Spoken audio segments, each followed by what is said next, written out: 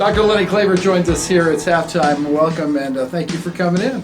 Well, Rick, as usual, I'm glad to be here, and looking forward to a lively discussion with you in this interview. Well, let's go. The biggest thing on people's minds and the things that affect our students, COVID is still there at the top of the list. Where are we standing on that? What's your outlook? Well, I tell you what, from everything we went through in the first semester this year and what's happened across our country and how it's converged on the Midwest, and we're actually at one of the peak times here in Grundy County, so I'm very concerned about it. However, as we went through the first semester this year, we did a lot of things in order to mitigate circumstances, including we have 50-some air purifiers that are new across the campus, temperature gauge stations, disinfectant like crazy. We've been very diligent about keeping things clean, social distancing, and now with the Grundy County mask order, wearing masks that are mandatory. So as far as we had a good lesson in the first semester, really actually throughout the end of last year, first semester, starting up live again on what we should do, and we were pretty successful.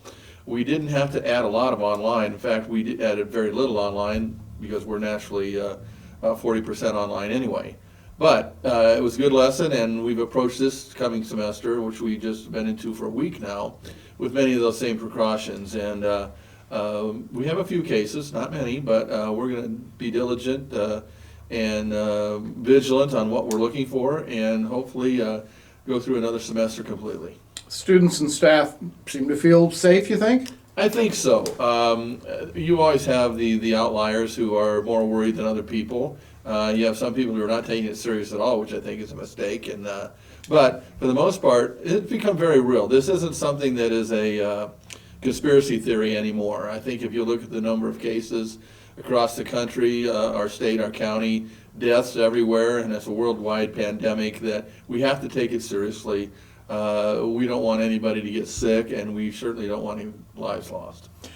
Of course, athletics, where we are today, certainly affected by that. But how are we protecting things like bus trips, things like interacting with the opponents? Well, there are protocols that the NJCAA has put out that we have to follow, including we temperature check before every a trip.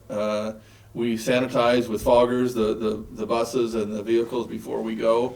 And also, we have a mandate in our region here that 2 weeks before the season started, that every athlete must test 2 weeks before their season. If they test positive, we're good to go. And we'll continue to test for case-by-case basis on symptoms. But we're doing all we can to do our testing, to stay away from situations of off-campus parties and so forth, and basically realize that we have to be very serious about this, or we're going to lose games, or we're going to lose a season, and we certainly don't want that.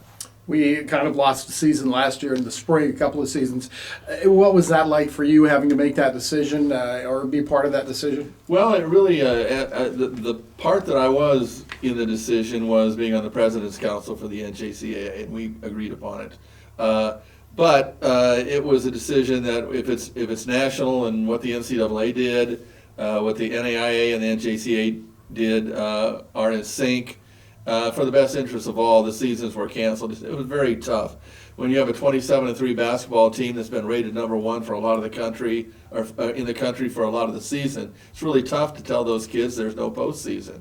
As well, we were coming on in women's basketball. We had a great start in softball. We had a very good start in baseball last year, and the golfers were ready to go. So very disappointing for those kids that they didn't have a season. And I think they understand. But the good thing is an extra year of eligibility was granted. So those who were sophomores that had coursework to take yet and wanted to come back could.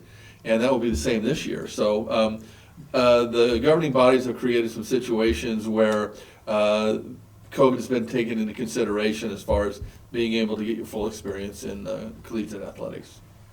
Another issue that's been prominent, everybody's talking about it, everybody's heard about it, the unrest across the nation. Have we seen that reflected in our student body, our staff, anything here in Trenton?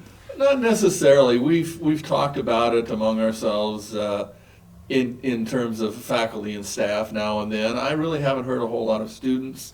I'm sure you can't avoid the topic that's in the news, but I think everybody realizes that violence is not a way to solve anything, and that we are at a crisis situation in the nation where with COVID and many other social issues that are going on, that we have to realize that coming together and working together is for the best, no matter what side of the political spectrum you're on, and that reasonability and just abiding by the golden rule by treating someone else as you'd like to be treated should prevail. And I think that we have a lot of common sense at colleges and universities to be able to have legitimate adult conversations about these things, and realizing we're going to have differences of opinion, and at times we have to just agree to disagree on something.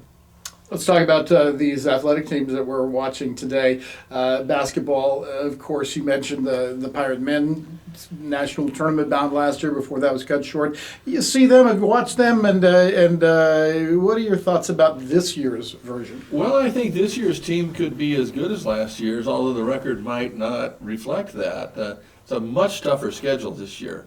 We're playing Indian Hills. We're playing Moberly. We're playing Mineral Area. All top teams in Division I. They'll be good learning experiences. We're going to have a tough go this season in terms of easy wins, maybe a few here and there, but not many. We're going to have to fight for our wins. And I would also mention that the women, I believe, are greatly improved this year.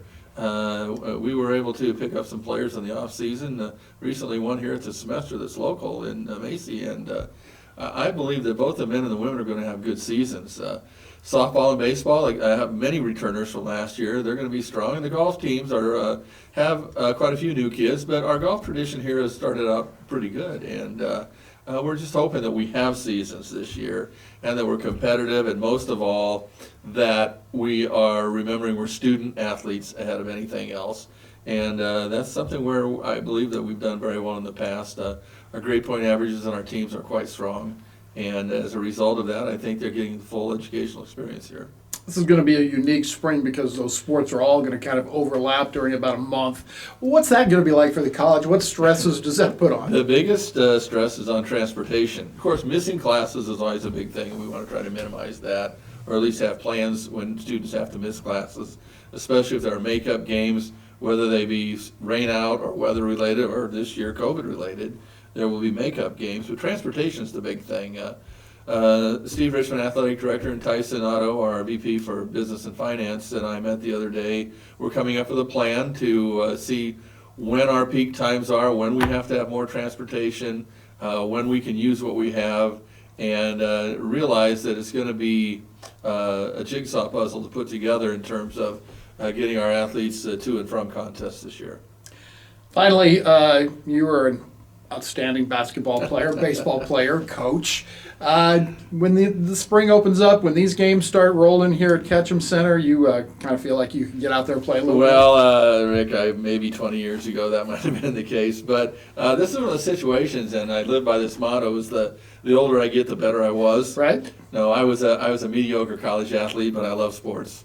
And I did play basketball and baseball in college. I officiated and coached for a lot of years and was an athletic director. So competition's in my blood. I just view it a little differently these days. And I think it might be a little bit embarrassing for a 63-year-old man to be out there in shorts running up and down the floor. So I'm not sure that I would make it without having to have oxygen. And as far as baseball goes, I can still throw a ball 60 feet 6 inches, but not at 85 miles an hour anymore. Maybe I don't know that I would break the speed limit on 35 down East 9th Street here. Yeah. Dr. Lenny Klaver, thank you so much. Thank you, Rick.